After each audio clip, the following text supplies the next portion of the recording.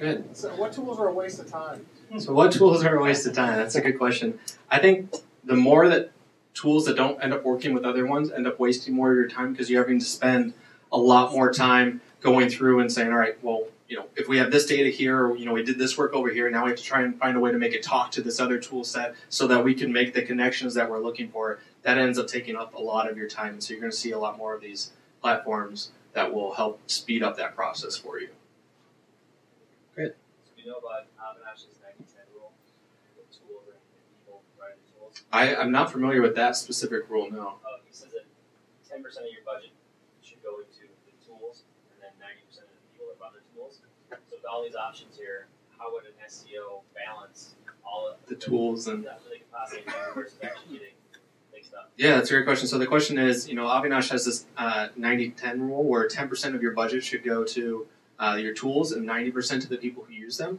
And so when it comes to these tools, I think that they're all relatively cheap enough where it really shouldn't tie into too much of your budget. What I would do is, if you're just starting out in this area or looking for just a couple tools, try and pull one from each of these areas. If I could recommend, the areas to focus on, it would be the usability tools, and this is ignoring the free tools. Then I would move over to your link building tools because those are going to end up saving you the most time. That's the most painful process, figuring out who to contact, which sites will provide the most value, so you'll end up getting the most bang for your buck with that. Any other questions? What are some of the most intelligent tools you've shown?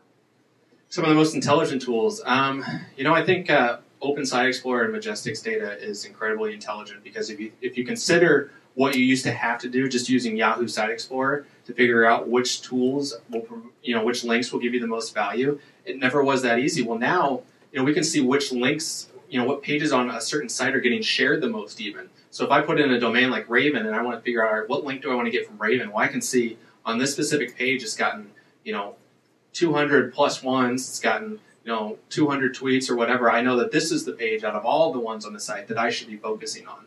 And I think that we're getting tools that are smarter at figuring out the contacts, who you need to be reaching out to. BuzzStream and Raven, we both, we partner with a third party that we can't disclose because they don't want Google to find out.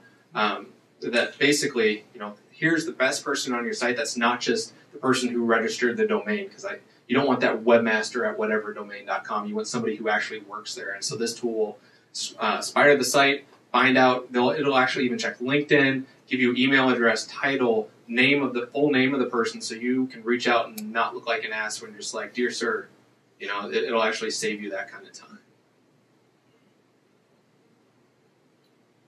Anything else? Yeah, in the back.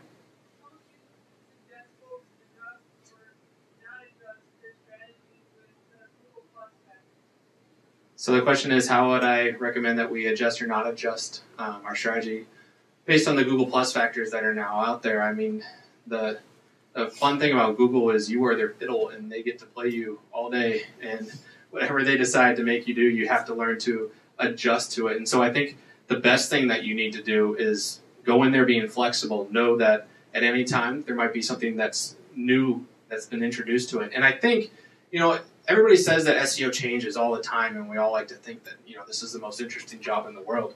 But in reality, the basics have always been there. As long as you were focusing on the user, everything else ended up working out for you. If you wrote good content, then you got the links. If you created a user-friendly site, then you probably had a nice structure there. If you created content that was worth sharing, so you would get those plus ones, then you're already set up for that. So you won't freak out, if they make up some kind of change. So I think if you stick to focusing on the user, like they say, I know it's kind of a lame answer, but you will end up setting yourself up with not actually running into any problems.